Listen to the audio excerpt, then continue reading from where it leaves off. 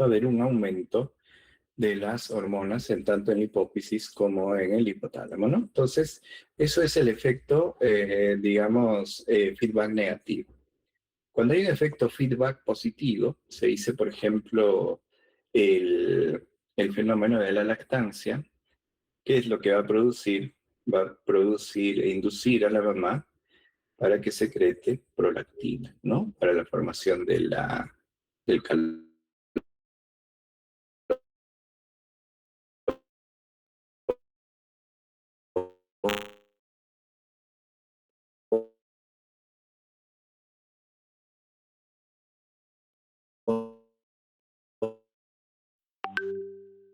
colostro, la leche materna.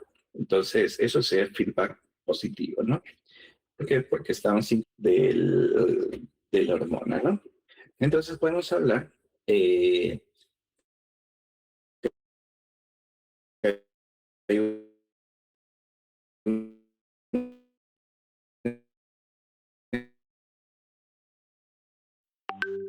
estímulo, ¿no? Aquí está la hipófisis, y la hipófisis va a regular, ¿qué? Va a regular la secreción de hormonas a nivel periférico en órganos diana, que se le dice. Entonces, esta glándula periférica libera hormonas al torrente sanguíneo. Estas hormonas también actúan en lo que lo vamos a hacer como órganos diana, produciendo el efecto deseado. Entonces, cuando hay un incremento de estas hormonas, de esta secreción hormonal, hay este fenómeno que les comentaba de la retroalimentación. Y la retroalimentación, como les comento, es un fenómeno de retroalimentación negativa o de retroalimentación positiva. Entonces, aquí está la retroalimentación negativa. Dice alguna característica de la acción hormonal inhibe directa o indirectamente la secreción de la hormona. ¿No? Hay retroalimentación de asa larga, de asa corta y de asa ultracorta, ¿no? Entonces, y esto va a ser, bueno, de asa larga, digamos, cuando inhibimos el hipotálamo, luego de asa corta, de la hipófisis. Y así podemos resumir en cómo es la retroalimentación. Independiente que haya de asa larga, asa corta, de asa ultracorta, la idea es que ustedes deben entender que existe retroalimentación negativa. Eso es lo que debemos tener. El incremento de una hormona periférica va a hacer que la hormona liberadora disminuya. Y al revés, una disminución de la hormona liberadora, de la hormona periférica, va a hacer que la hormona liberadora se incremente, ¿no? Por eso se llama retroalimentación negativa. Aquí está la retroalimentación negativa, que les digo, regulada por el eje endocrino. Aquí está la hormona, miren. Este incremento de la hormona o aumento o disminución puede hacer que en una forma inversa las hormonas del hipotálamo y las hormonas de la hipófisis, ¿qué es lo que hagan? Disminuyan o aumenten su secreción, ¿no? Entonces, eso se llama retroalimentación negativa regulada por el eje endocrino. Entonces hay otro tipo de retroalimentación regulada por la respuesta fisiológica. Entonces, por ejemplo, por la respuesta fisiológica, la hormona pasa en el órgano diana, existe su efecto fisiológico, pero por ejemplo acá nos pone la glucemia, ¿no? Entonces, si es que baja la glucosa, digamos hay una hipoglicemia, ¿qué es lo que va a suceder? Se va a estimular a la glándula endocrina para que secrete, inhiba su secreción, por ejemplo, de la hormona, ¿no? Se inhibe a la glándula endocrina para que secrete la hormona. Entonces, finalmente aquí tenemos la glándula endocrina, secreta la hormona, llega hasta el órgano diana, efecto, y puede disminuir o aumentar esto, ¿no? Entonces, cuando esto sucede, hay una retroalimentación negativa. Por ejemplo, el páncreas no tiene retroalimentación del eje, ¿no? Tampoco la paratiroides, ¿no? No hay retroalimentación del eje, ¿ya? Entonces, vemos acá, vamos a ver aquí, vemos cerebro, la anatomía funcional del eje hipotálamo hipofisiario, Y tenemos que hablar del hipotálamo, que tiene dos núcleos importantes. Otro de estos núcleos también, pero estos núcleos importantes, ¿no? Que vas a reconocerlo, los núcleos supraópticos y paraventriculares. Entonces, de esto, las hormonas más importantes que secretan, que son reconocidos, es la oxitocina, y en el supraóptico es la vasopresina, ¿ya? Vasopresina o ADH. Entonces, estos dos que conocemos, ¿qué son qué? Son formadoras de hormonas, ¿no? De hormonas. Son formadoras de hormonas reguladoras, ¿no? De la formación de hormonas por la hipófisis. Pero también como el CRH, TRH, ¿no? Pero también van a secretar hormonas como la oxitocina y la vasopresina, que no son hormonas estimulantes, sino son hormonas que van a llegar a la neurohipófisis y van a ser capaces de almacenarse en ese momento y van a estar al tanto de la respuesta hormonal. El núcleo 4 secreta GnRH, HRH y dopamina, regula la reproducción y el crecimiento. Y el núcleo ventromedial regula la saciedad, la conducta sexual y la termorregulación. Entonces el hipotálamo tiene pues varias funciones, secreción hormonal importantes, ¿no? Entonces son hormonas tirotrópicas, o sea, o trópicas, que significa de que aumentan la secreción, ¿no? Aquí hablamos de la hipófisis, donde se encuentra la hipófisis en la silla turca del hueso esfenoides. Entonces, cuando ustedes han hecho esta anatomía de cráneo, justamente han visto a la silla turca del esfenoides y han visto a la hipófisis. Mide 10 por 13 por 6 y pesa 0.9 gramos, es pequeñita, ¿no? Los límites superiormente por el quiasma óptico, lateralmente por los senos cavernosos y la base por el seno esfenoidal. ¿Por qué esto es importante? Porque el crecimiento de esta hipófisis puede comprimir al quiasma óptico y el crecimiento puede comprimir a los senos cavernosos. Entonces, por los senos cavernosos, ¿qué es lo que están pasando? Está pasando algunos pares craneales, ¿no? Entonces va a haber compromiso, puede haber compromiso de pares craneales, y así como puede haber compromiso en la visión secundario a compresión del plasma óptico. ¿Ya? Entonces tenemos que tener en cuenta esto. Está dividido en dos, la adenohipófisis, la anterior, y la neurohipófisis. La adenohipófisis tiene un par distal, par tuberal y par intermedia, pero la adenohipófisis esta esta parte de la glándula que es capaz de formar nuevas hormonas. En cambio, la neurohipófisis, que es el lóbulo posterior, bueno, que tiene parte nerviosa, está hipofisiario y fundíbulo, solamente está encargado de la concentración o del almacenamiento de las hormonas que les estoy hablando, ¿no? Oxitocina, vasopresina. ¿Cómo se comunican la hipófisis con el hipotálamo? Por el tallo hipofisial. Aquí está un sistema porta hipofisiario, porque empieza, digamos, a caminar en vascular y termina en vascular. Por eso se llama el sistema porta hipofisiario. ¿Ya? Vemos acá las hormonas hipotalámicas hipofisiarias que estamos hablando. Por ejemplo, la somatostatina, el GHRH, y la hormona que se estimula su producción es el GH, ¿no? El órgano diana, el hígado, la producción de GF1, el crecimiento somático, ¿no? El TRH, su incremento del TRH incrementa la producción de SH por la hipófisis, ¿no? O sea, el TRH estimula a la hipófisis secretando TSH. Este TSH estimula la tiroides para la formación de T3 y de T4. CRH estimula a la CTH, ¿no? A la hormona corticotropa. Y este va a estimular a la corteza suprarrenal. ¿Para qué? Para la producción de cortisol. Pues, ¿qué parte de la corteza? Particularmente la zona fascicular. Entonces, la zona glomerular no hay efecto de la CTH, ¿no? No hay efecto de la CTH. Ahora el otro genera HRH, las hormonas sexuales.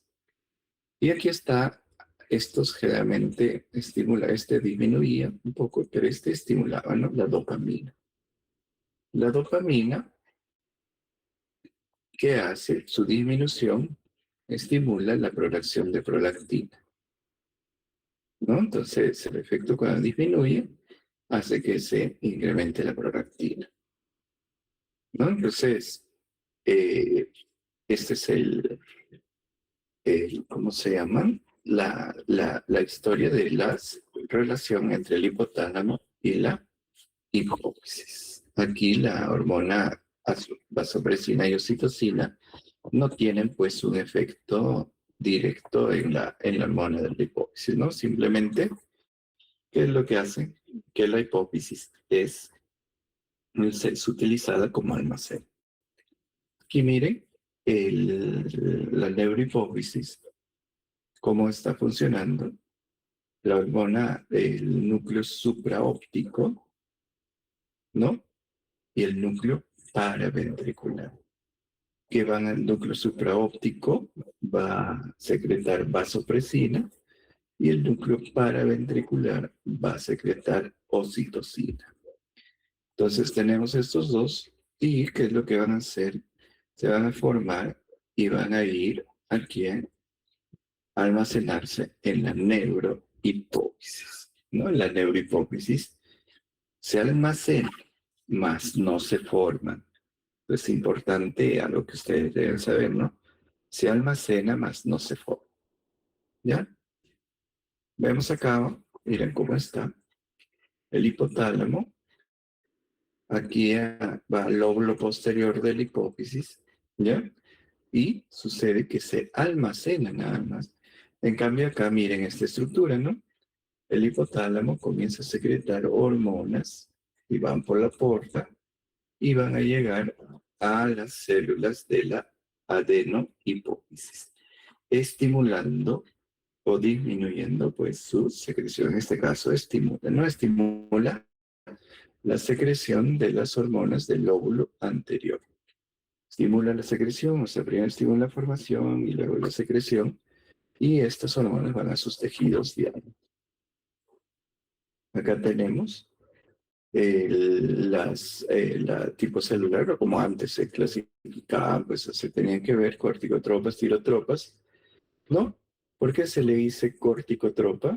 Porque estimulan, ¿no? Tropa son estímulos. Las hormonas lactotropas estimulan la secreción de prolactina, ¿ya?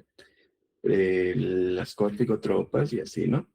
Miren, el porcentaje total de células secretoras es la que vamos a encontrar mayor cantidad de hormona de crecimiento, ¿no?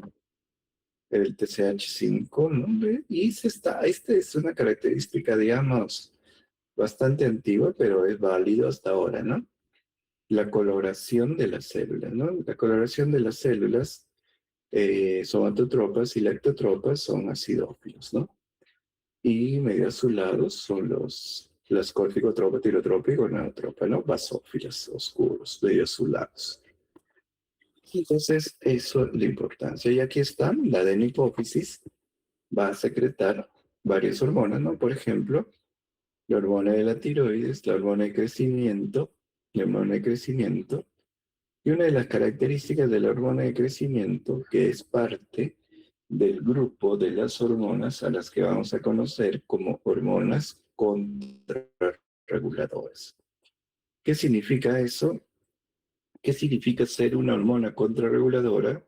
Significa que en fenómenos de hipoglicemia va a haber una respuesta de incremento de estas hormonas, los que van a promover la gluconeogénesis o la glucogenólisis, ¿no? O sea, formación de glucosa a partir de glucógeno, y el otro, la gluconeogénesis, es que también es formar glucosa a partir de otra molécula, ¿no? Por ejemplo, las proteínas y ácidos grasos. Es más dificultoso, pero este procedimiento se hace, ¿no? Entonces están dentro de las hormonas contrarreguladoras. Ahora, las hormonas contrarreguladoras, ¿cuáles pueden ser? Pueden ser la hormona de crecimiento, después también la hormona de crecimiento, también tenemos ¿cómo se llama? El cortisol. Después también tenemos a la médula suprarrenal, ¿no? La médula suprarrenal, porque es el cortisol como respuesta. Y también tenemos el mismo páncreas, ¿no? El mismo páncreas actúa como una hormona contrarreguladora, porque cuando tenemos hipoglicemia, que es lo que se activa, la glucogénesis o la gluconeogénesis. Entonces aquí está este CTH, eleva la glucosa sanguínea. Este paciente, por eso, cuando hay incremento de la hormona de crecimiento, pues dentro de sus características es hacer una diabetes secundaria. La corticotropina estimula la CTH y este CTH estimula el cortisol, ¿no? No, entonces, perdón, a la corteza suprarrenal y esta corteza, pues, que es lo que hace, secreta cortisol, ¿no? Aquí está también la hormona prolactina. Y ahora hay el capítulo, vamos a hablar de prolactinoma, ¿no? La neurohipófisis, miren, la neurohipófisis, este efecto tiene un efecto directo, ¿no? Cuando hay un consumo bajo de agua, o sea, el paciente está deshidratado, la osmolaridad va a aumentar. Hay osmorreceptores del hipotálamo que están sensando la osmolaridad, y estos así van a producir, si aumenta la osmolaridad, van a estimular a que la hipófisis, a que se produzca en la neurohipófisis hormona antidiurética, hormona oxitocina, vasopresina, en este caso vasopresina, y se almacene en la hipófisis posterior. Y es de acá que de lo que se almacenaba en la hipófisis posterior va a aumentar el ADH o va a disminuir el ADH, ¿no? Entonces, la osmolaridad hace pues que se permita la formación de ADH y se permita la liberación de ADH del almacén en la neurohipófisis, ¿no? Y finalmente, este ADH, por ejemplo, si está incrementado el ADH, ¿qué es lo que va a suceder?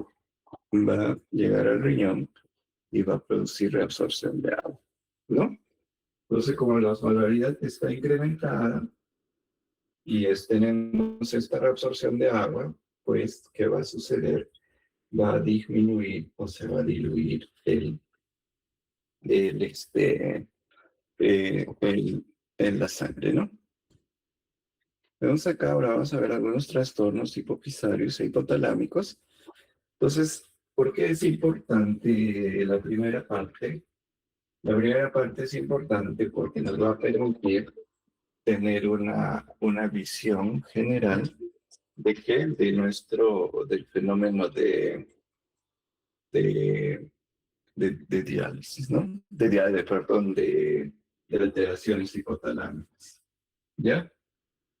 Entonces, vamos a ver estos trastornos hipofisarios e hipotalámicos. Entonces, ¿por qué viene? Si es que hay alguna alteración, una variedad o algo que esté sucediendo en estas hormonas, ¿cuál es el motivo de consulta frecuente en los que nos haría sospechar que hay alguna lesión ahí? Por ejemplo, la cefalea y alteraciones visuales. Entonces, la cefalea no es una cefalea, pues, digamos, patognomónica, clásica, no que duele la frente, no, sino es una cefalea de tipo global, a veces retroorbitaria, ¿no? Pero retroorbitaria, pero viene acompañada de que de alteraciones en la visión, ¿no? Entonces, el paciente puede venir diciendo que tengo alteraciones en el panorama, o sea, yo no veo mis dos costados, decíamos, por eso se llama hemianopsia bitemporal, o sea, en mis campos temporales, ¿no? Y voy ya pensando en que esto puede ser por anatomía. Por anatomía puedo decir que lo que me está contando es porque ha habido un compromiso en el quiasma óptico, ¿no? Entonces el crecimiento tumoral ha hecho efecto de masa y comenzó la cefalea y se comenzó a comprimir el quiasma óptico. Entonces, como se comprime el quiasma óptico, ¿qué es lo que producimos? Una hemianopsia periférica bitemporal, ¿no? Entonces, así, si nos vamos dando cuenta. Ahora, otro motivo de consulta también, el paciente puede venir con la poliuria, polidipsia, ¿no? Pero es una poliuria demasiado intensa, ¿no? Es una poliuria muy persistente, no es la poliuria, polidipsia, polifagia de una diabetes, ¿no? Es una poliuria, pues, bastante marcada, ¿no? 4 litros y medio, ¿no? Y obviamente el paciente va a tener que tener sed, ¿no? Sí. Y por lo que ¿cómo se llama esto? Va a haber una suerte de deshidratación y secundariamente, ¿ok? Va a haber un incremento del sodio, por ejemplo, ¿no? ¿No? Entonces, incremento del sodio y esto se va a llamar diabetes insípida, ¿no? Entonces, ahora esta poliuria y esta polidipsia, podemos pensar, pues, si hay hipernatremia con poliuria, podríamos pensar en diabetes insípida, pero, digamos, tenemos que poner siempre como diagnóstico diferencial a la diabetes mellitus como tal. Y el otro, tenemos que poner como diagnóstico diferencial también a polidipsia psicógena. ¿Qué cosa es la polidipsia psicógena? Es aquella polidipsia, o sea, que el paciente comienza a tomar agua, ¿no? Entonces, eso tampoco es, ¿no? No es, digamos, no es normal, pues, que cada vez que esté ganando con 3 litros de agua y que esté tomando y tomando, eso es una polidipsia psicógena, ¿no? Otro motivo de consulta son los cambios de los sistemas endocrinos como tal, ¿no?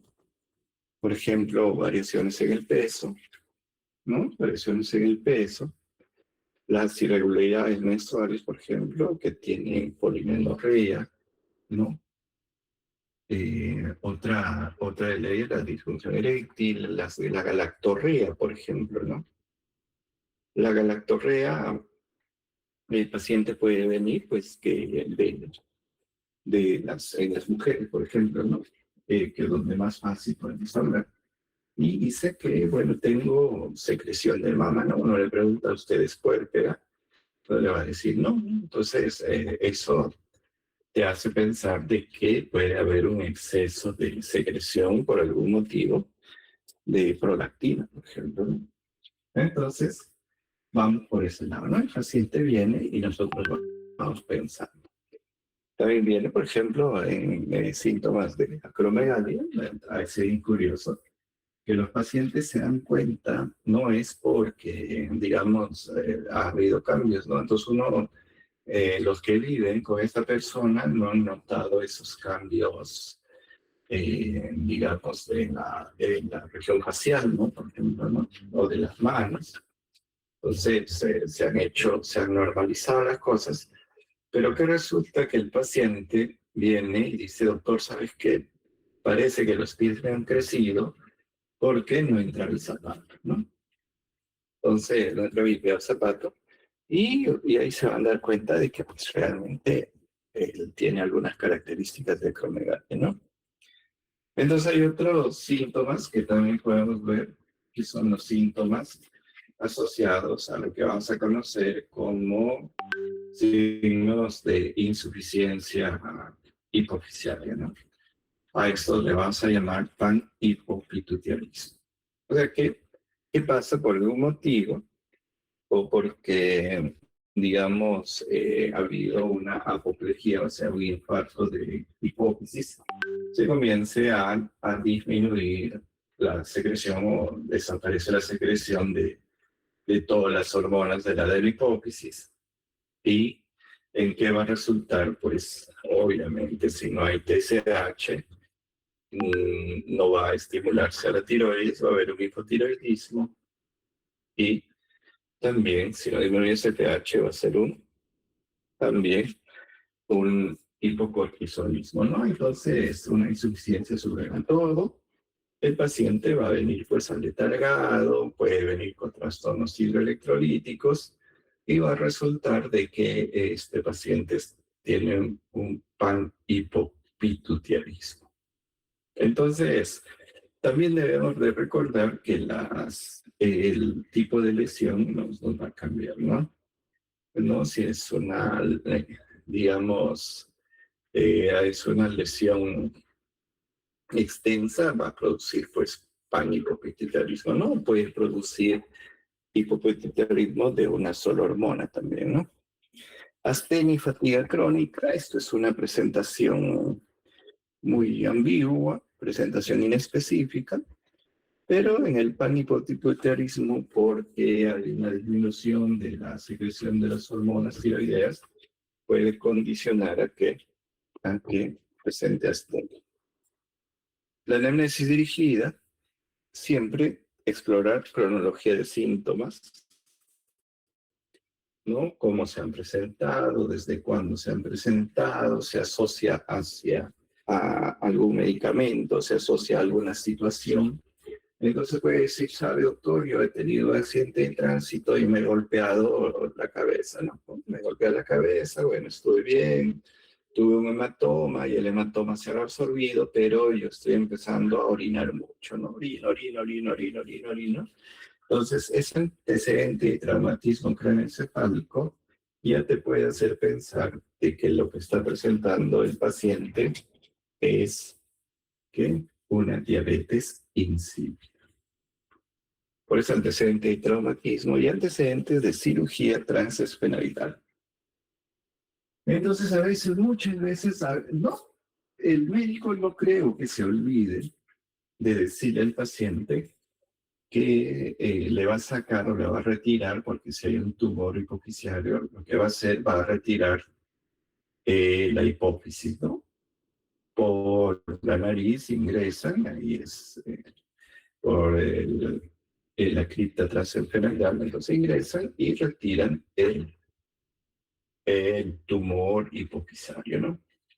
Entonces, una vez que le retires el tumor hipofisario, ya pues ya no hay hipófisis y no hay forma de que se comience a secretar, ¿no? Entonces, obviamente, va a haber signos y síntomas asociados a hipopituitarismo, ¿no? Entonces, en este caso, radioterapia craneal también y embarazo reciente, ¿no?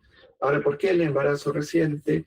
Porque cuando hay en algunas damas, cuando dan a luz hay una pérdida eh, incrementada de la sangre en el parto y puede condicionar a una apoplejía, o sea, a un infarto cerebral, ¿no? A lo que vamos a conocer como síndrome de Schiff, ¿no? Ahora también el tratamiento con glucocorticoides o dopamina, dependiendo, ¿no? Por eso es que tenemos que tomar en cuenta todos estos tipos de presentaciones y hacer una anamnesis dirigida, ¿no? Si viene el paciente con que no, porque no puedo meter mis pies al zapato o me duele, ya vamos haciendo una anamnesis dirigida, ¿ya? Entonces, preguntar siempre cambios en la talla de guante o calzado, ¿ves? ¿No? Entonces, ahí dirían, si es que he pasado, tengo 40 años y he pasado de 37 a 39, por ejemplo, ¿no? Entonces, raro que la actorrea espontánea está asociado a prolactina, por ejemplo, amenorrea secundaria, trastornos de FSH, LH, a pérdida de vello corporal y cambios en la libido, también pueden preguntar, ¿no? O sea, son cambios hormonales sexuales, ¿no? Signos de alarma, la pérdida de la visión aguda, esto puede darse en la apoplejía, por ejemplo, una pérdida visual aguda, ¿no? Y lo otro es la cefalea centruena, ¿no? O sea, que la cefalea se haga más intensa, intensa, intensa, ¿no? Que puede comprimir, que puede iniciar o presentar compresión del, digamos, de, de, del centro respiratorio o del centro cardiovascular, ¿no? Entonces, la hipertensión endocraniana, entonces es una complicación bastante frecuente que se puede ver si es que no lo detectamos a tiempo, ¿no? Fiebre, déficit neurológico focal y lo que les decía, sugieren una apoplejía hipofisial, ¿ya?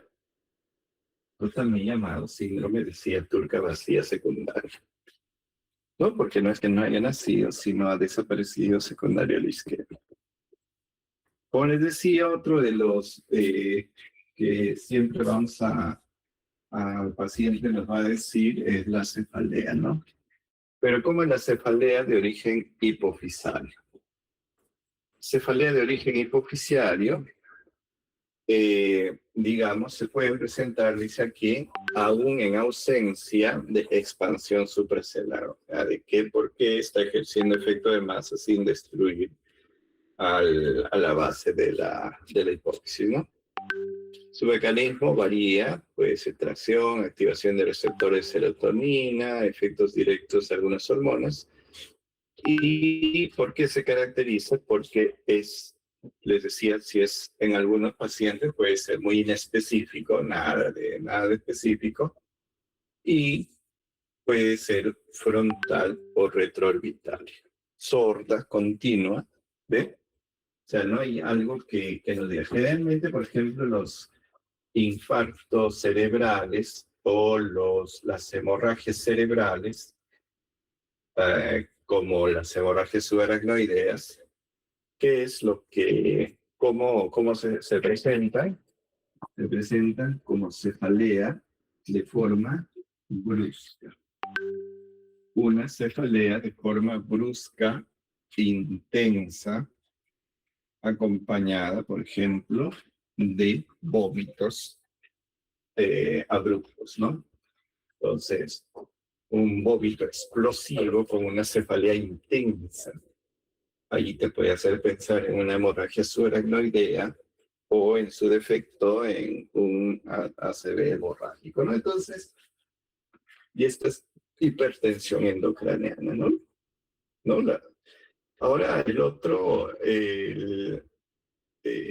no responde bien a analgésicos habituales, eso como no, o sea, no vas a dar un diclofenaco y no te va a ir bien, ¿no? El señal de alerta, si es que el paciente tiene una migraña, una cefalea crónica, algo que no, digamos, no es que llama la atención y cambia, ¿no? Cambia, digamos, en forma aguda. Y en esto, a descartar apoplejía hipoficiaria, por ejemplo, o expansión aguda, ¿no? En el caso, por ejemplo, de una gestante da a luz la luz hace una hemorragia uterina de posparto y, curiosamente, hay una apoplejía hipofisial. Ya es una cefalea, es agudo y que se presenta en estas situaciones. Se llama el síndrome de Sheehan. Vamos a ver ahora el síndrome del efecto de masa. Entonces es un síndrome hipófiso-tálamo hipofisiario, ¿no? ¿Qué es lo que va a hacer? Justamente va a producir un efecto de masa, ¿no? Digamos, los adenomas hipofisiarios son los más frecuentes, ¿no? Los adenomas, o sea, de glándulas, son los más frecuentes. Y dentro de los adenomas hipofisiarios, el más frecuente es el prolactinoma. Entonces, puede haber también un craneofaringioma, un meningioma, un quiste de metástasis, ¿no? Entonces, cualquiera de todos estos pueden generar el síndrome de efecto de masa. ¿De qué depende esta sintomatología? Va a depender de el volumen de la lesión. Si digamos el volumen de la lesión es pequeño, pues obviamente no hay mucho efecto de masa, podría haber cefalea no muy intensa y no estaríamos frente a una hipertensión endocrinal. No, si es más grande, sí, ¿no? El otro, a la velocidad de crecimiento y la dirección o expansión determinan el espectro clínico. ¿Por qué la dirección? Porque si se direccionan, por ejemplo, en los tumores hipofisarios, si es que crece en dirección al quiasma óptico, ¿qué es lo que va a producir?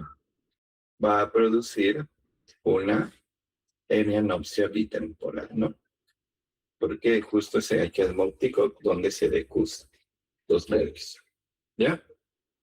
Ahora, este efecto de masa más lo producen a los que vamos a conocer como macroadenomas. Macroadenomas. Entonces, ¿por qué? ¿Y a qué se llaman? ¿Por qué se conocen? Entonces, los adenomas son los más comunes, seguido. Entonces, si hay un adenoma, hay un macroadenoma y un microadenoma, ¿no? Entonces, ¿cuál es el punto de corte? 10 milímetros, ¿no? Si es mayor a 10 milímetros, se va a llamar macroadenoma, ¿no? Y si es menor a 10 milímetros, esa masa que va a ser, se va a llamar microadenoma. Los macroadenomas son los que dan mayor cantidad de sintomatología y los microadenomas no dan, digamos, comúnmente síntomas, ¿no?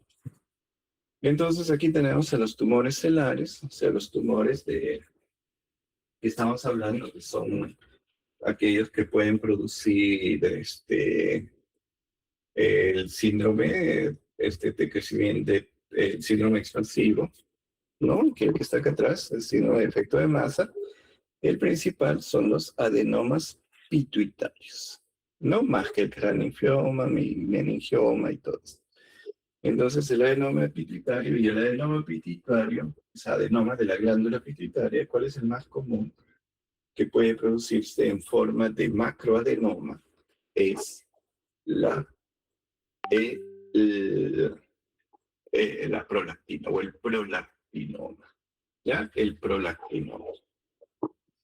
Entonces, tenemos acá el adenoma hipofisiario, y este adenoma hipofisiario puede producir ser hiposecretor o hipersecretor, ¿no? Adenoma hipofisiario puede ser hiposecreción o hipersecreción. Aquí, por ejemplo, tenemos un adenoma hipofisiario, una masa tumoral hipofisiaria, y donde se está viendo, esta es una resonancia, y ¿qué es lo que está acá? Pues esta es la base del esfenoide, ¿no? Mira cómo va creciendo.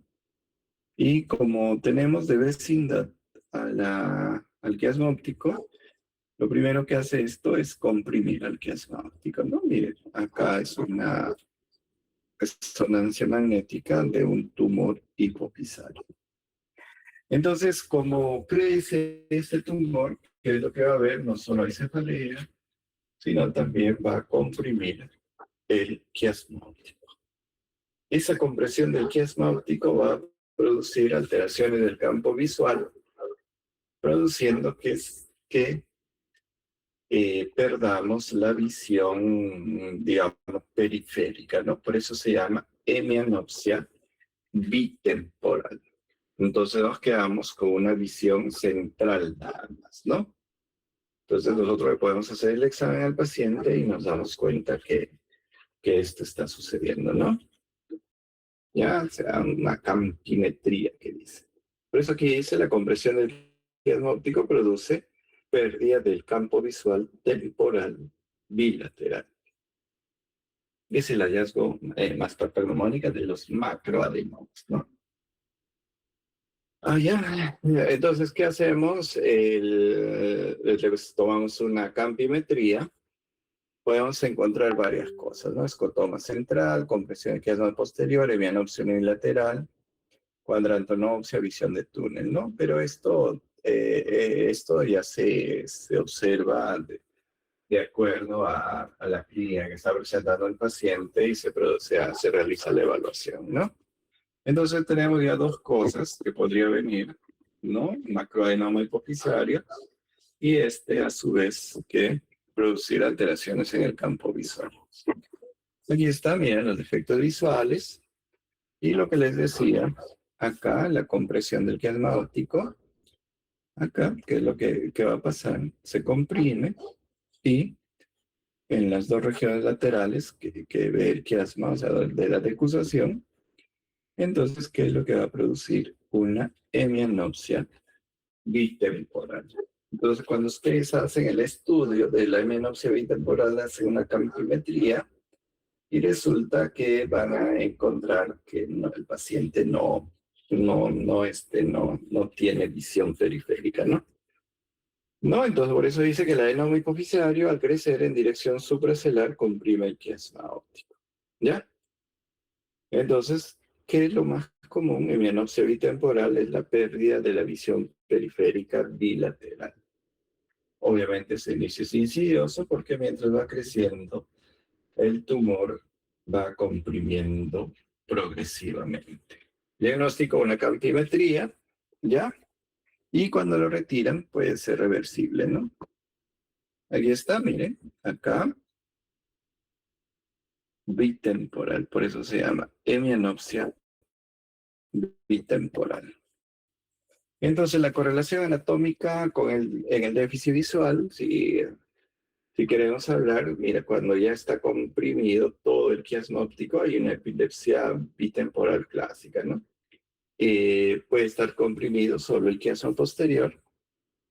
Dice ceguera central o bitemporal con preservación periférica. También puede ser, ¿no? Ahora, digamos, no siempre tenemos que estar a la espera de que pueda hacerles, digamos, alteraciones en los campos visuales temporales nada más, ¿no? Entonces, eso es lo que espero, eso es lo que busco, y si no hay, no es eso, ¿no? Entonces hay que preguntar qué alteración visual tiene.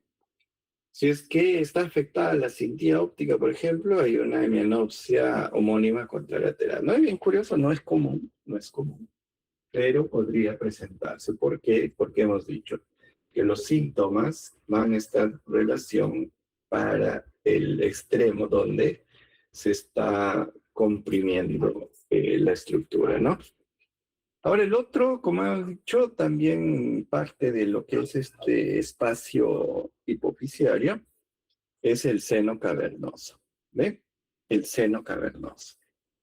Entonces, cuando hay una compresión del seno cavernoso o un compromiso del seno cavernoso, ¿qué es lo que va a haber?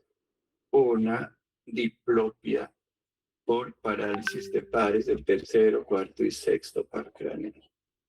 Una diplopia, ¿no? O sea, veo doble, ¿no? Es porque uno de los dos está, pues, digamos, comprometido en su ubicación, ¿no? Entonces, por eso veo doble, diplopia. Ahora, entonces aquí en los síndromes seno-cavernoso hay afectación de los pares craneales. Porque como ustedes saben, Una vez que sale de la protuberancia o del bulbo, muchos pares craneales tienen que llegar hacia, hacia los ojos, ¿no? Que pasando el seno cavernoso. Tercero, cuarto y sexto par craneal. Entonces, el tercero, ustedes saben que es el motor ocular común. Puede haber midriasis, diplopia. El cuarto puede haber pues, la diplopia vertical, inclinación cefálica. Y el 6, entonces el 6 es el motor ocular externo, ¿no? Entonces hay una diplopia horizontal y estrabismo convergente. Entonces, ¿qué significa? Que el estrabismo convergente es que los ojitos están mirando hacia nuestra nariz, ¿no? Por eso se llama estrabismo convergente. ¿Ya? Ya, un segundito, por favor. Un segundito. Un segundo.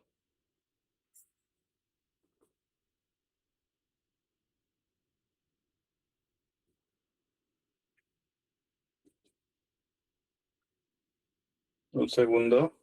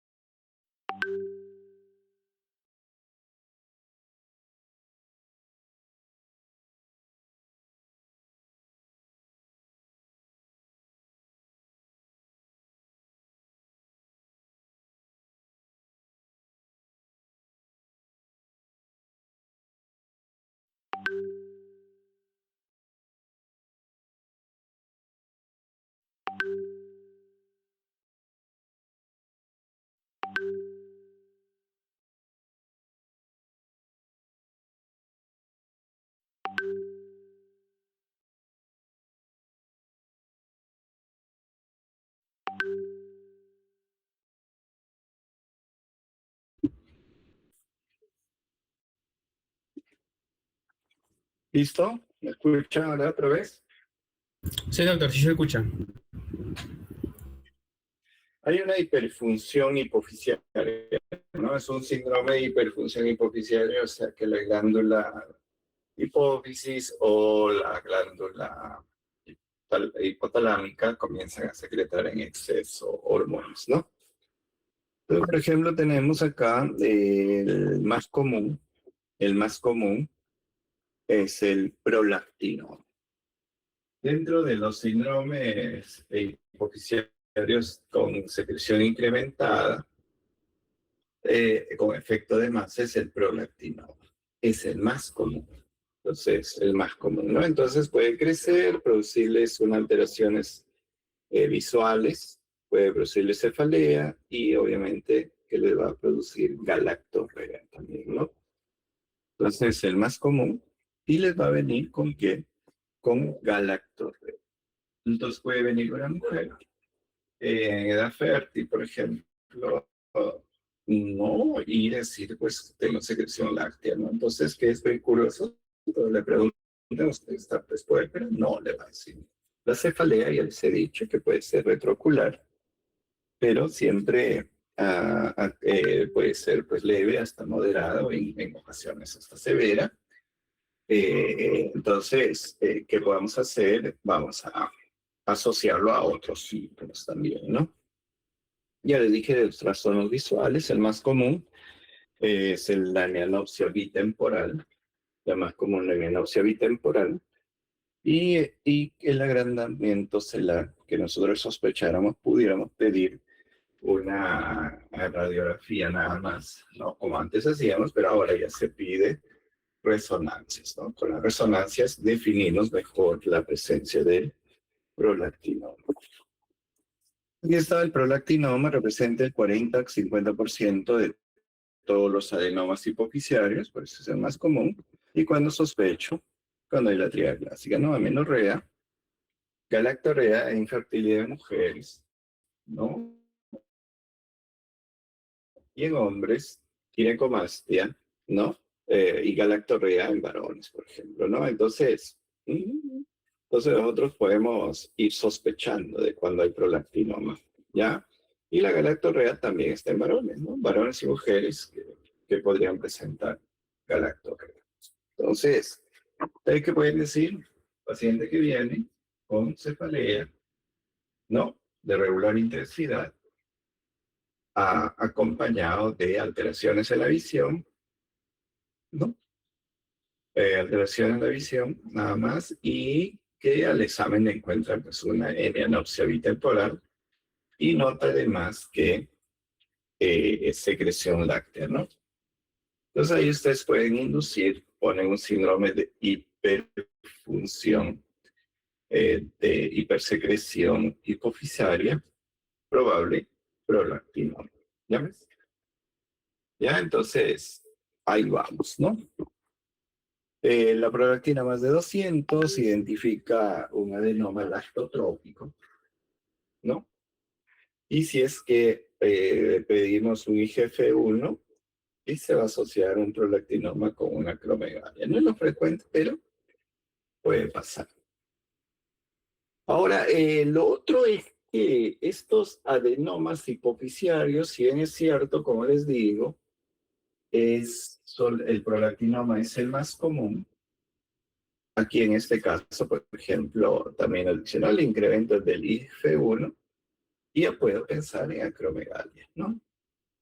Entonces, la otra dice la excreción elevada de cortisol en orina de 24 horas asociada con una concentración alta normal de corticotropina y puede ser un adenoma corticotropo, ¿no?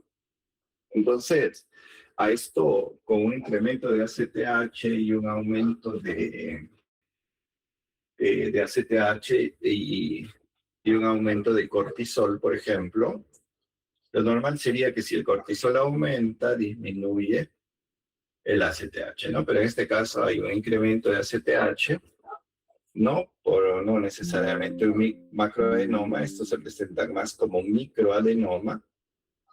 Ya esto lo vamos a llamar enfermedad de Cushing, ¿no? Entonces, cuando la lesión es secundaria, o sea, hipófisis, se llama enfermedad de Cushing. Ahora, si encuentro, por ejemplo, el TSH elevado con T4 elevado, ya estoy hablando de, digamos, de un adenoma tirotrópico, ¿no? Entonces, ¿cómo se va a presentar? Como si fuera un síndrome de hipertiroidismo. Síndrome de hipertiroidismo, ¿ya? Entonces, la hipersecreción podemos encontrar, como dice ahí, prolactina más de 200, ¿no? El IGF-1 sérico elevado, entonces hablamos de acromegalia. Cortisol siempre se mide en orina de 24 horas, no se mide el cortisol basal de la mañana, es mejor medir el cortisol libre en orina. Y el TSH, ¿no? ¿Para qué? Para identificar, ¿qué? Para identificar lesiones secundarias, ¿no? Entonces, cuando la lesión es primaria, es que estamos hablando que la lesión es, por ejemplo, en la glándula tiroides, ¿no? Si la lesión es secundaria, ya estamos hablando que la lesión es en la hipófisis. Y si hablamos de una lesión terciaria, ¿no?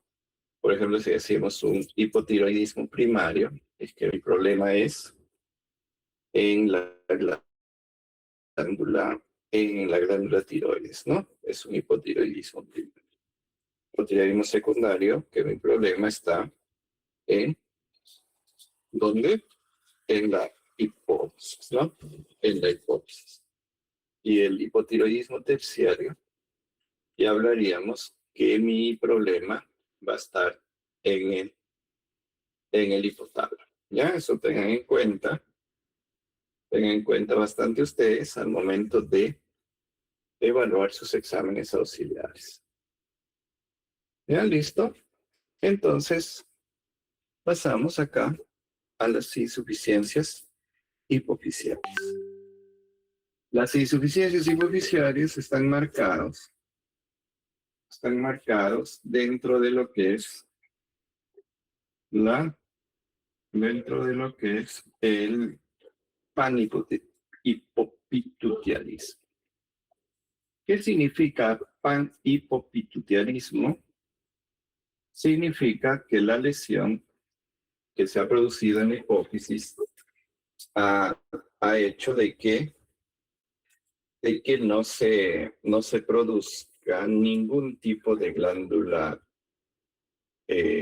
trófica, ¿no? O sea, ninguna de todas estas glándulas, que es lo que ha pasado, no se ha disminuido su secreción, ¿no? Entonces, ¿qué va a resultar? Que la clínica, obviamente, es de la disminución de todo esto, ¿no? O sea, hay clínica de hipotiroidismo, y en este caso diríamos que es un hipotiroidismo secundario, ¿no? ¿Ya? Por ejemplo, tenemos, hay enfermedades hipotalámicas, ¿no? Para que produzcan panhipopituitarismo, y las enfermedades propias de la hipófisis, ¿no? Como en este caso, lesiones de masa, como los adenomas. La otra, la cirugía. Esto es bien común también, ¿no? Los que son de corte quirúrgico. Por ejemplo, anteriormente han tenido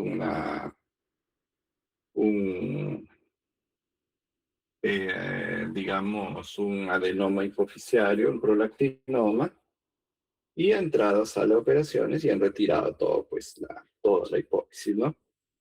Como han retirado toda la hipófisis, obviamente que el paciente quedó con insuficiencia de hormonas secretadas por la glándula pituitaria, ¿no? Entonces, ¿y esto qué ha condicionado? Esto ha condicionado a manifestaciones clínicas propias de cada, ¿cómo se llama? Propias de cada órgano, y en conjunto constituyen, pues, el panhipopituitarismo, ¿no? Entonces, vamos, siguiente. El hipopituitarismo, no sé, aquí dice esto, le da un concepto diferente. Por ejemplo, nos dice, el hipopituitarismo se define como la insuficiencia de una o más hormonas adenohipofisiarias, pero el panhipopituitarismo, cuando hablamos de, ya nos implica no solo de uno o dos, ¿no? Ya nos implica del pan, o sea, de todas las hormonas adenohipofisiarias. ¿Ya? Entonces, por ejemplo, el primero que se puede perder, la hormona de crecimiento, luego el FSH, el TSH, la CTH, y podemos encontrar como etiología del hipopituitarismo a los adenomas, ¿no? Los adenomas es el más común también para hipopituitarismo. Se destruye el tejido hipoficiario por el tumor. La otra es la presencia de cirugía, ¿no? Por un adenoma, que es lo que hemos hecho, hemos retirado la glándula hipófisis y secundariamente hecho, pues, un panhipopituitarismo, ¿no? También hay en la sesión de radioterapia por alguna tumoración cerebral de otro motivo. ¿Y qué es lo que hemos hecho? Hemos, digamos, alterado la hipófisis, ¿no? Entonces vemos acá el Sheehan. El Sheehan es la que le dice la apoplejía, la necrosis química postparto, la hemorragia severa. Y hay unas causas ya muy de misceláneas, las sarcocitosis, hipofisitis autoinmune, muy, muy poco común. La presentación del panhipopituitarismo se puede considerar como la presión de la defensa de cada. Y que les dije que la presentación clínica puede variar dependiendo de qué, de la rapidez con la que una enfermedad afecta a las células de la pituitaria anterior, la gravedad de la deficiencia hormonal, cada tipo, ¿no? Por ejemplo, si disminuye mayor cantidad de TSH, ya va a haber menor cantidad de hormonas tiroideas, ¿no? El número de deficiencia de hormonas, y aquí lo vemos mejor, ¿no? La velocidad de instalación, ¿por qué depende de eso? Porque va a condicionar la presentación aguda, por ejemplo, en el caso de apoplejía, ¿no? La paciente viene con una historia de hemorragia postparto y después va comenzando a presentar letargo, alteraciones electrolíticas, todo esto. ¿Y qué me puede hacer pensar en que está haciendo una insuficiencia hipofisiaria, ¿no? Si la velocidad de instalación es crónica, por ejemplo, pensaríamos en que hay un adenoma de lento crecimiento o algún otro tumor que no sea adenoma, un craneofaringioma, ya estaríamos al tanto de esto, ¿no? El otro es la gravedad del déficit parciales, pueden ser subclínicos, ¿no?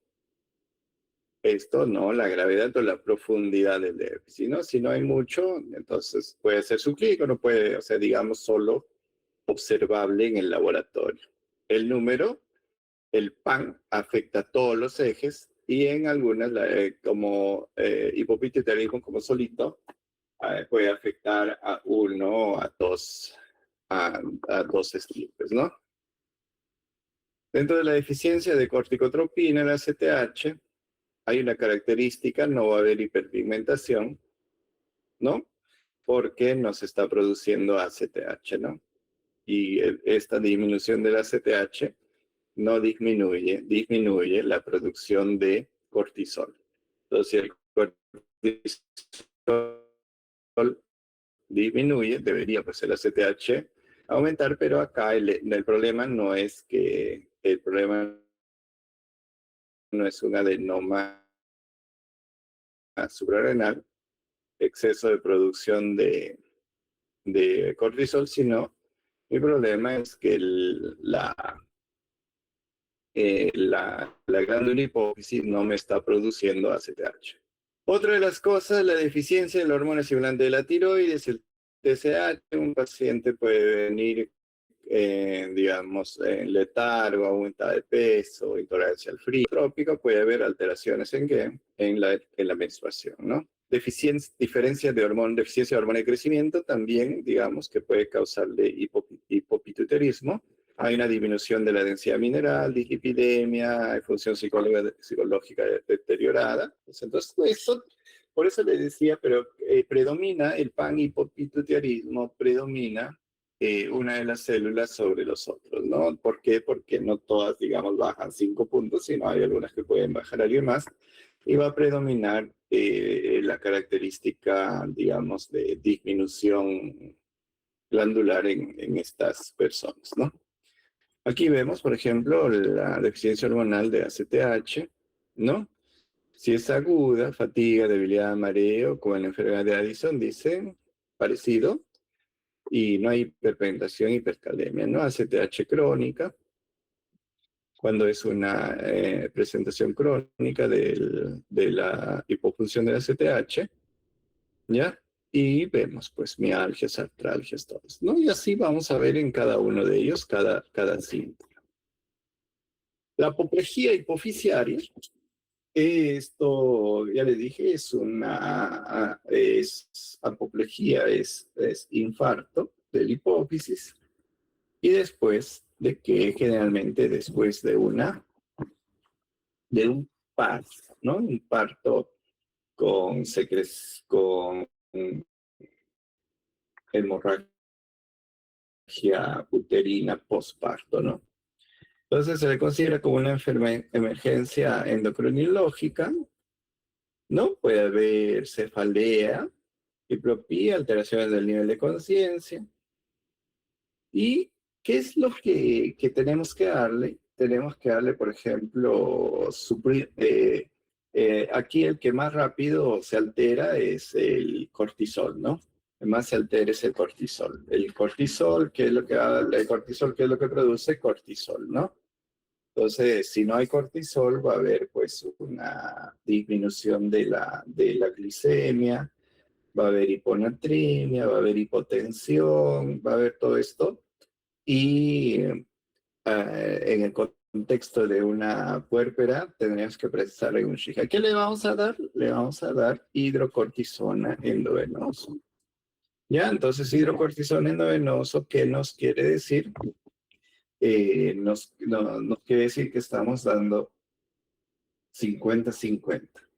¿Qué significa 50-50? Que la mitad le estoy dejando, la mitad, o sea, la hidrocortisona tiene un efecto mineralocorticoides y glucocorticoides. Entonces, ese efecto es 50%, 50%.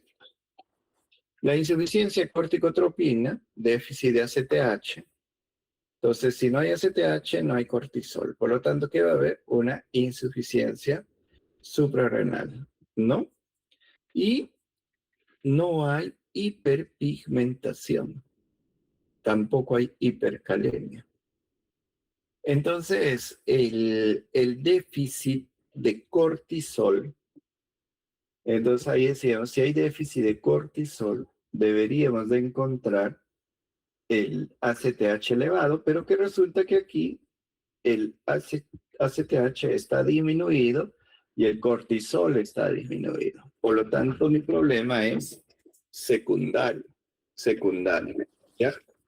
Ahora, no se va a alterar la aldosterona, porque no depende del eje del ACTH, ¿no? Entonces aquí tenemos un déficit de ACTH, ¿ya? Eso es la insuficiencia cortical. Entonces, ¿cómo se presentan? A veces se presentan como lesiones microvasculares, o sea, microadenomas, ¿no? Puede haber astenia, náusea, vómito, dolor abdominal, la hipolisemia, hipotensión, pero no hay hiperpigmentación, que eso es lo que vamos a aprender en el Addison. Y en el Addison se ve, pues, hiperpigmentación. Ya, la crisis suprarrenal puede ser fatal, eso definitivamente, y la respuesta que debemos de tener es siempre la hidrocortisona. La insuficiencia tirotrópica, o sea, que me dice que la glándula hipófisis no está produciendo TSH, y al no producir TSH, ¿qué es lo que va a suceder? Va a disminuir la formación de hormonas tiroideas por la tiroides, ¿no?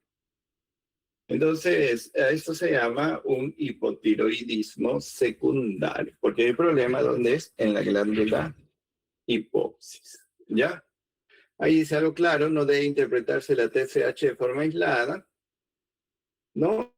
Y la clínica, obviamente, de la clínica clásica de hipotiroidismo, ¿no? Intolerancia oral, fatiga, edema de miembros inferiores bilateral, radicálico, voz grave, reflejos disminuidos. El diagnóstico obviamente tiene que salir del TSH bajo y el T4 libre bajo, ¿no? Entonces, para decir que esto es primario. Y el TRH sí va a salir elevado, el TRH. Tratamiento levotiroxina. Ahora veamos algo de la acromegalia.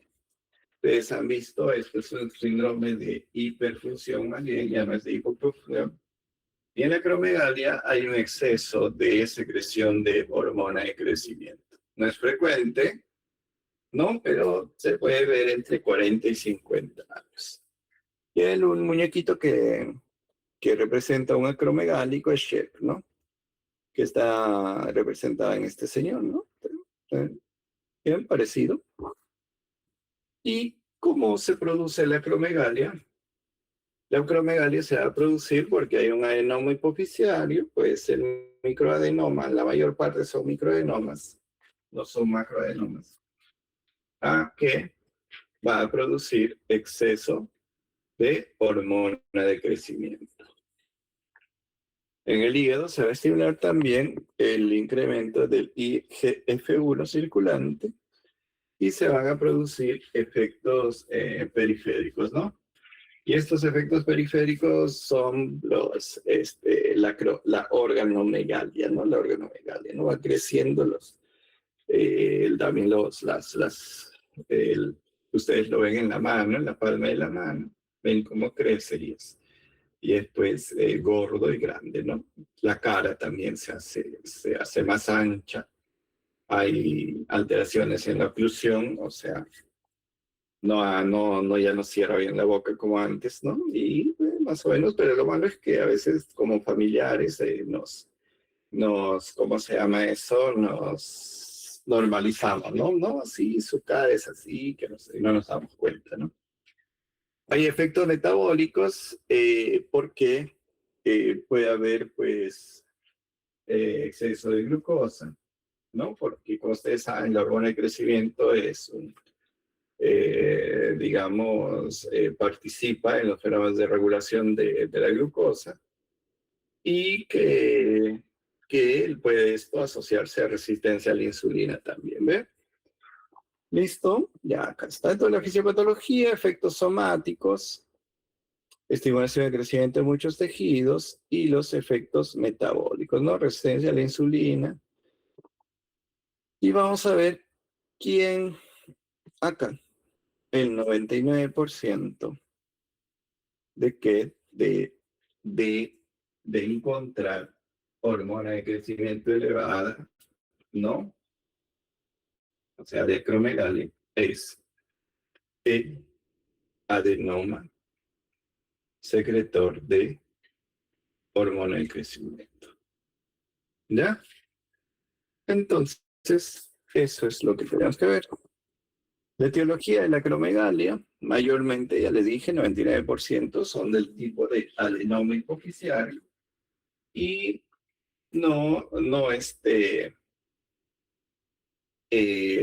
¿cómo se llama esto? Puede ser microadenoma o macroadenoma. Ojito, miren, entonces cuando no tenemos el efecto de masa y todo lo que estoy diciendo, ya hay un macroadenoma aquí, o sea, te la juegas y dices, pues esto es una prolactinoma, ¿no? Pero siempre ve los diagnósticos diferenciales que nos harían sospechar de otras patologías como, ¿no? Que sean diferentes, ¿no? Entonces, por ejemplo, si es que hay un incremento de cortisol, incremento del efecto del cortisol, todo, ya pensaríamos en una enfermedad de Cushing, ¿no? Pero porque hemos partido de lo que es un macroadenoma, ¿no? Entonces, si partimos del microadenoma, también igualito la secreción, ¿no?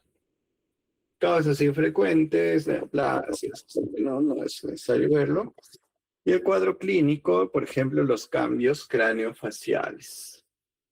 Macrognatia, prosnatismo, no, o sea, no cierra la boca, se hacia adelante, los incisivos se separan y la cara pues adquiere un rostro más grueso, más tosco, ¿no? Eh, Aumenta el tamaño de las manos y los pies, por eso dice cambios acros, o sea, dice macros y las manos, ya por eso es acros, ¿no? Aumenta el tamaño de la mano y los pies. Y los pacientes dicen, pues ya no, o sea, mi calzado ya, no sé, he comprado una talla más y se dan cuenta, pues, que está hinchado, ¿no? Pero, o sea, ni la familia ni ellos a veces se dan cuenta, ¿no? Voy a ver síntomas tumorales, ya les he dicho, ¿no? O sea, dependiendo si es un macroadenoma, microadenoma. Si es un macroadenoma, lo más probable que sea, pues, nos dé signos, ¿no? De, como ya les dije, cefalea, el quiasma óptico también, que esté comprimido y nos va a dar todos esos signos. La acromegalia es de lenta progresión. Ya le dije, hay macrognatia, el crecimiento de la mandíbula, aumento del tamaño de manos y pies, las características faciales son gruesas, no se ve la impresión de la nariz, los huesos frontales, como Sherman. Y crece la mandíbula y hay una alteración en lo que es la oclusión, o sea, el cierre de la boca, ¿no? Puede haber presentarse como macroadenoma, generalmente se presenta como microadenoma, pero si es que fuera el caso, obviamente va a haber cefalea, ¿no? Cefalea, diplopia y estas cosas. Miren, aquí está. Esto es un paciente acromegálico en el tiempo. Uno está joven y el otro está después, pero miren qué es lo que podemos encontrar. Prognatismo, la mandíbula está prominente. Hay macroglosia, o sea, crecimiento de la lengua.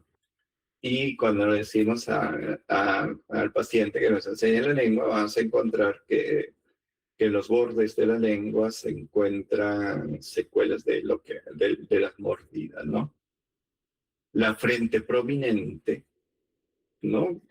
Arcos supradictarios gruesos, nariz ancha y piel gruesa con surcos marcados, ¿no? Entonces, por ahí nos vamos dando cuenta, ¿no? Más uno cuando lo ve, dices, este señor tiene acromegalia porque uno ya se ve y ya lo ve grande, ¿no? Entonces, incluso cuando le das la mano, es una mano así gorda y grande, ¿no? ¿No? Entonces, es las manos en la acromegalia. Otro diagnóstico de la acromegalia, aparte de la clínica que nos haría sospechar, o sea, la clínica nos hace sospechar, pero que solicitamos el IGF-1 sérico basal, primera prueba de cribado. ¿Ya? Y después hay otra prueba que se llama el test de supresión con glucosa oral. Entonces, si le damos glucosa, razonando a ver la hormona de crecimiento, que es una hormona, hiperglicemiante. exacto, ¿sí? Se le dice una hormona contrarreguladora, ¿no? Entonces, en el contexto de hormona contrarreguladora, va a aumentar la neoglucogénesis, glucogenolisis, todo eso, ¿ya? Entonces, ¿qué hacemos? Le damos glucosa y medimos los valores de hormona de crecimiento, ¿no? Entonces, ¿qué debería de suceder? Si le doy glucosa, debería disminuir la secreción de hormona de crecimiento, ¿no? Pero no sucede así. Entonces hay arbitrariamente la hormona de crecimiento crece sin pensar en el efecto de la glucosa, ¿no? Entonces, eso es lo que se da. Entonces, ¿qué le decíamos? Si hay hipoglicemia, hay un aumento de la hormona de crecimiento y lo utilizamos cuando queremos hacer disquisición clínica, ¿no? ¿Ya? Entonces hay otro que es para la acromegalia, la resonancia, ¿no? De hipófisis. Entonces, como yo les digo, la hormona de crecimiento puede ser un microadenoma o un macroadenoma. El diagnóstico es bioquímico y no requiere la presencia de características. Entonces podemos hacer y resulta que tenemos a la hormona de crecimiento elevada, ¿no? ¿No? Y el tumor hipoficiario no se puede visualizar muchas veces. ¿Por qué? Porque no hay un macroadenoma, hay un microadenoma. ¿Ya? Pues en el diagnóstico. Examen de la acromegalia. Mira, dice acá, de silla turca, hay un doble piso. Y en la tomografía, mira cómo estamos viendo, ¿no? Eso dice que la resonancia es el estándar de referencia para la evaluación anatómica de la acromegalia. Entonces te sale elevado la hormona de crecimiento y rápidamente te preguntas, ¿esto está asociado a un microadenoma o un macroadenoma? Y le sacas una resonancia, ¿no? Es más práctico que una radiografía simple de cráneo. Y ahí finalmente puedes encontrar esta lesión, ¿no? Entonces, una lesión macroadenoma, hipersecretor de hormona de crecimiento. La diabetes insípida central,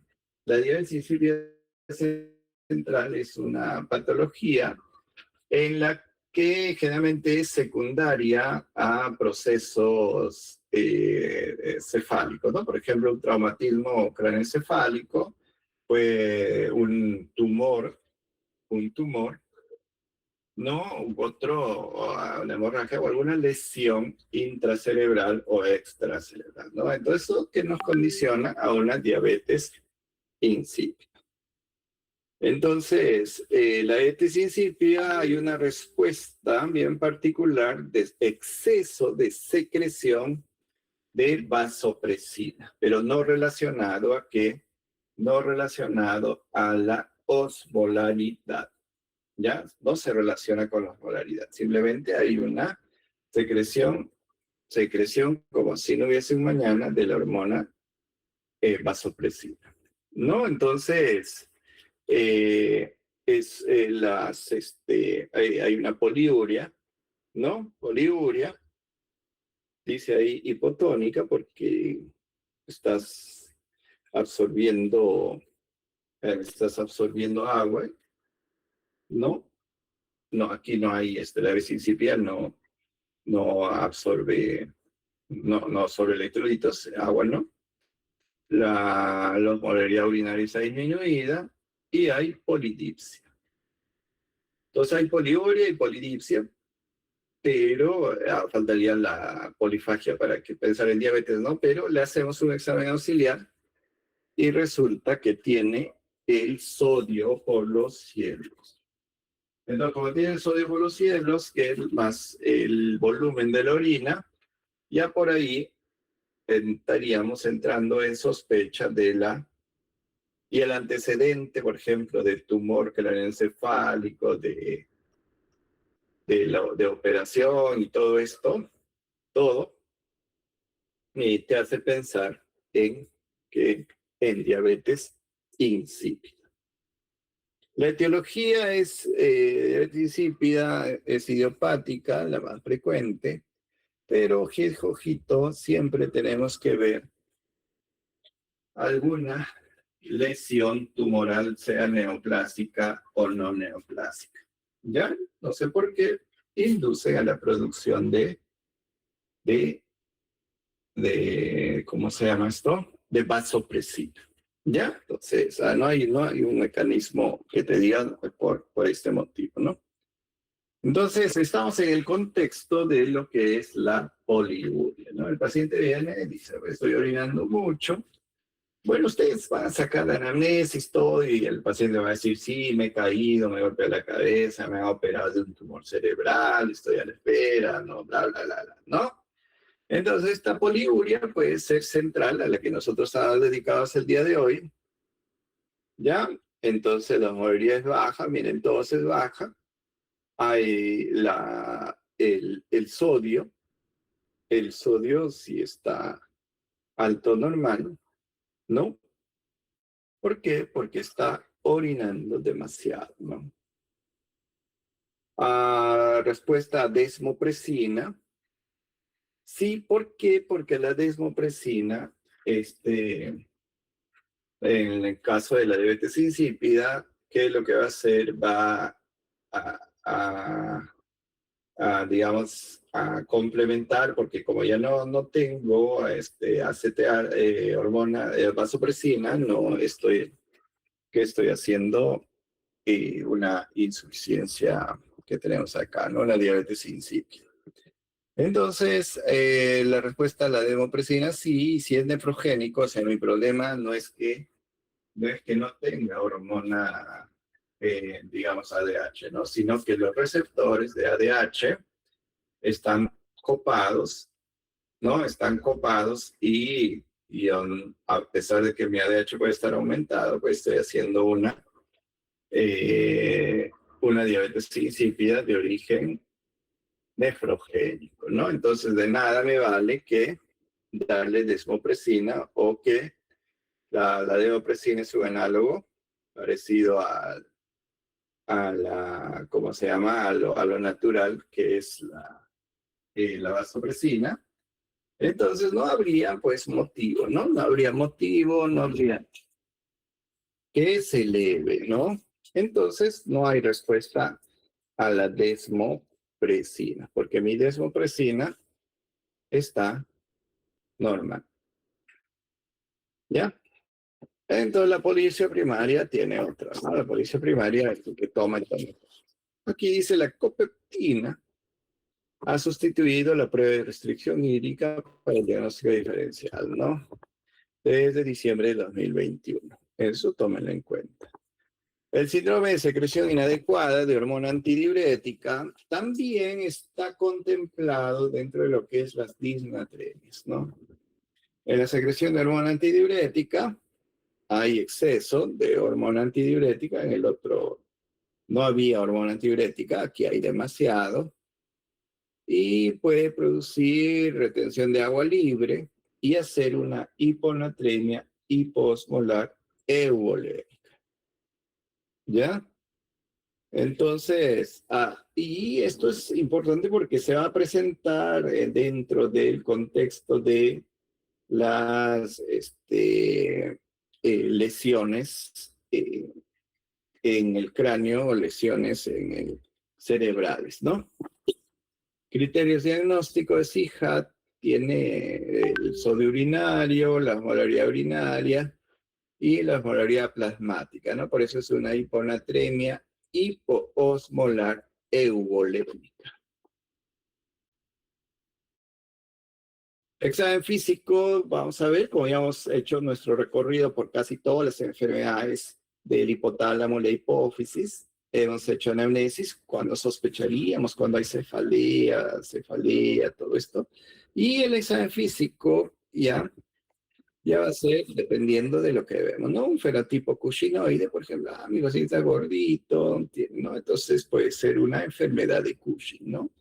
Joroba de búfalo, estrías violáceas, fácil equimosis, debilidad muscular. Hay un fenotipo acromegálico, donde ustedes ven, dice, pues mira, ve que tienen las manos gruesas, tienen la cara ancha, ¿no? Entonces ya van sospechando de acromegalia, ¿no? Y signos de hipopituitarismo, piel seca fría, esos son signos de que le falta hormonas tiroideas, ¿no? ¿Ya? Entonces, puede haber bradicárdica e hipotensión ortostática. Entonces, ¿qué hacemos? Valoramos nuestro contexto clínico con nuestro contexto de laboratorio y nuestro contexto clínico sí lo clasificamos como características de fenotipo, ¿no? Acá que tenemos signos en el escámen son síndrome de prolactinoma y galactorrea, mandragea ginecobastia, acromegalia, mira, manos y pies grandes, hiperhidrosis y la macronación era acá, por ejemplo, ¿no? Entonces ya debe, para verlo, ¿no? Interesante. Síndrome de Cushing. El síndrome de Cushing, hay más que síndrome, es la enfermedad de Cushing, ¿no? En el caso que estamos haciendo hipotálamo hipófisis. Es la enfermedad de Cushing donde vamos a ver estrías rojo-vinosas, joroba de búfalo, plétora facial, ¿no? Y aquí está la diabetes insípida, ¿no? Signo de deshidratación, taquicardia, boca seca y el sodio va a estar muy elevado. Puede presentarse también como un incidentaloma. O sea, estos tumores pueden presentarse en un examen de rutina de alguna tomografía por algún otro motivo y lo encuentran ahí, pues a tremendo y tamaño adenoma, ¿no? Entonces, por lo cuanto, si es un incidentaloma, o sea que se encuentra incidentalmente, podemos medir el tamaño según la lesión que tenemos y definitivamente hay que hacerle evaluación hormonal y la campimetría para ver los campos visuales, ¿no? Ya, entonces, el incidentaloma hipoficiario, es el tumor hipoficiario que se encuentra, ¿no? Lo hemos encontrado a pesar que no nos hemos dirigido desde un principio, ¿no? Se llama incidentaloma. ¿Qué exámenes auxiliares podríamos pedir de todos, digamos, un examen radiológico, por ejemplo, ¿no? Entonces ya les he dicho, la resonancia es el gol estándar para macroadenomas y la resonancia de CIA turca, No, método de elección para microadenomas porque son bien pequeñitos, ¿no? Los macroadenomas son más fáciles de esto, ¿no? Una tomografía lo va a describir. Pero lo ideal, ¿cuál es lo ideal? Que ustedes tengan los exámenes radiológicos que deberían de ser, ¿no? Craniofaringioma es un tumor benigno de origen epitelial derivado de los restos de la bolsa de Crabtree. Frecuente en niños y adolescentes, igualito, ¿no? Puede comprimir la vía y todo, ¿ya? Adenoma hipoficiario. Aquí vemos, mira, un adenoma hipoficiario bien bonito, ¿no? Puede ser de dos tipos, microadenoma y macroadenoma. Y microadenoma es menor de 10 milímetros, macroadenoma más de 10 milímetros. Y esto, que sea grande, no significa que sea funcionante, por si acaso.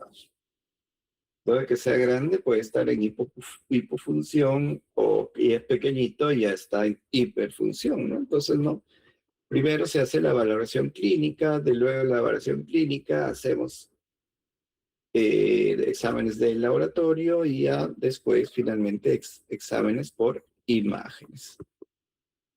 Mira acá, signo del 8, muñeco de nieve. ¿Lo ven o no?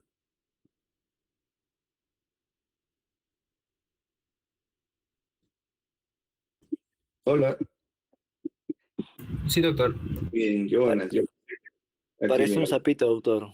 más que un sapito, pero miren, ve aquí que es, bueno, yo ahí en mi pueblo cuando estaba chiquito armaba por ahí con la poca nieve que había, trataba de armar mi muñeco de nieve, mira, ven, aquí ya Es que nunca he visto nieve, pero doctor. como que no, yo, yo nací yo vivía a 4.105 metros sobre el nivel del mar, Jonas, así que sí he visto la nieve, ¿no? Yo he visto estos en Cerro de Pascua y nevaba bastante, ¿no? En tiempo de invierno. Entonces eso es lo que bueno, por eso nunca he hecho un muñeco de nieve porque no había pues cantidad de nieve, ¿no? Era, digamos, bien rarito, pero había nieve. Entonces la localización le decía colocación celar y supracelular, microadenomas, macroadenomas, craniofaringiomas, esto digamos como para darnos una orientación hacia dónde y cómo podríamos ir buscando las lesiones y caracterizándolos, ¿no? Aquí, mira, un macroadenoma hipoficiario, te estoy diciendo, pero ¿qué es lo que estoy haciendo? Solo estoy describiendo la lesión, más no estoy diciendo que esto es, voy a encontrar hipofunción o hiperfunción. ¿Entienden, no? Entonces aquí digo, es un macroadenoma, pero no hablo de hipofunción ni de hiperfunción, por si acaso, estoy solo escribiendo mi lesión radiológica. Aquí hacen siempre el examen oftalmológico, ya saben por qué, porque hay compromiso de quiasma, hemianopsia, no siempre, pero es lo más común. Pero las clínicas, la TSH no sirve sola en patología hipoficiaria. ¿Por qué? Una TSH normal o baja hace diagnóstico de un hipotiroidismo secundario, o sea, que no está produciéndose, hay una insuficiencia hipoficiaria. La hiperprolactinemia no siempre es prolactino, entonces puede ser un macroadenoma no funcionante, sugieren pues efecto del tallo y que eso produzca hiperprolactina, ¿no? Pero no siempre, no, pero además como que sí, ¿no? Pero siempre la palabra no siempre, ¿no? No siempre significa que toda la vida va a ser eso, ¿no? Un macroadenoma, todo esto, ¿no? Pues puede ser otra cosa, ¿no? Y el exceso de prolactina puede estar asociado a hipotiroidismo primario, por ejemplo, ¿no? Entonces, cuando hay hipotiroidismo primario, pues se estimula el TRH y este TRH estimula la producción de prolactina y estimula la producción de hormona tiroidea, ¿no? Entonces, el paciente puede venir con todos los síntomas de hipotiroidismo y además decir que tiene secreción láctea, ¿no? El efecto de gancho, prolactina muy alta puede medirse como normal en ningún ensayo ante macroadenoma, ¿no? Con prolactina normal. Siempre tratar el cortisol antes que la tiroides. ¿Por qué? Porque la hormona de la glándula suprarrenal es una hormona, digamos, de la vida, ¿no? Entonces, siempre hay que tratar a esto, ¿no? La hormona tiroidea y tiene pues mucho, nos da un espacio todavía, ¿no? Nos da un espacio para poder tratar. Bueno, eso es todo. He tratado de hacer una presentación lo más agradable posible y espero que hayan entendido, ¿no? ¿Alguna pregunta, algún comentario? ¿Cuántos se han dormido?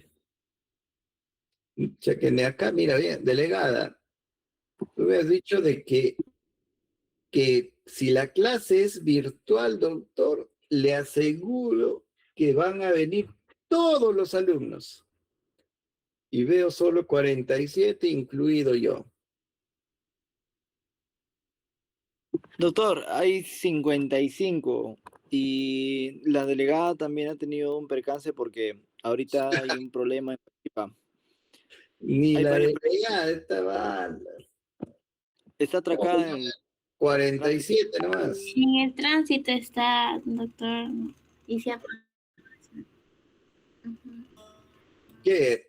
Sigue la ley. Yo he llegado a las 4 a mi casa, de lo que he salido a la 1:30 del hospital.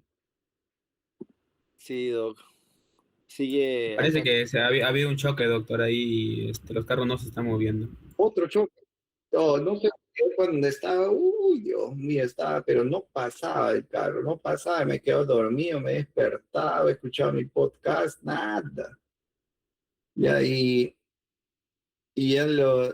o sea, ¿qué hora y la delegada salió a las 5 y no llega a su casa todavía? Qué bravo. Ya. Bueno, pero la próxima, ¿qué? ¿Le decías, Marcos? No te escuché. Uy, imagínate, ¿no? Ya, mira, ve. Ya. Ahora, lo que sí es que las de la próxima, pues tienen que estar ahí. Cheque, el Jonas seguro me ha puesto, dice. Jonas, ¿qué he visto? Sí, aquí me estás grabando y me estás transcribiendo, Jonas. No, doctor, por primera vez no soy yo. Acá dice, nota, está una transcripción. ¿Qué pasó? Es un asistente, parece. Por eso un asistente, alguien, pues. Está bueno, ¿no? Para recibir su clase, doctor, Sí, lo que hacíamos en mi promoción, pues ahí lo anecdótico, por ejemplo, cuando no teníamos para esto, te grabábamos las clases y había pues alguien que tipeaba, ¿no? Lo que se me ocurre, por ejemplo, que podrían hacer ustedes es, digamos, según de la secuencia del profesor que habla, alguien, pues es un trabajote, bueno, o sea, lo escribe justo donde está la diapositiva, lo escribe. La siguiente diapositiva también escribe lo que está hablando de esa diapositiva y entonces tendrían pues en paralelo, ¿no? La diapositiva y lo que hago el profe, ¿no? La diapositiva y lo que hago el profe. Ahora lo malo es que hay profes que leen solo la diapositiva, pues ya ni gracia es que para estar copiando, ¿no? Pero sería una forma de que ustedes puedan, digamos, sacar partido a ¿cómo se llama? A la clase, ¿no? Entonces, Para eso la IA que transcribe, pues. ¿cómo? Por eso la IA que toma nota de la clase. No, pero por eso hay ahí y lo pasan en cada diapositiva, esto, ¿no? ¿No? Listo. Y ahora Rixe seguro va a mandar cuáles son los puntos más importantes de la clase del doctor. Bueno. Listo, chicos, nos vemos. Veremos. ¿El próximo jueves va a ser virtual o presencial? Presencial. A ver, Marielén Cubas. Dice Marielén Cubas, ¿no? Dijiste presencial, qué bueno. Esperemos pues que sea presencial, porque virtual ya también sé que me siento, me paro y no disfruto ni de la clase, nada, no de fastidiarlos a ustedes. Ya, procuren que sea presencial, pues. Ya, si ya no se puede presencial, virtual será. Ya, pónganse de acuerdo y me pasan la voz. ¿Listo? Por hoy nos vemos. Gracias, doctor. Buenas noches. Gracias, doctor. Buenas noches. Ya. Muy tarde Estamos por fuera. favor. Chao, chao, Ok, doctor. quizá.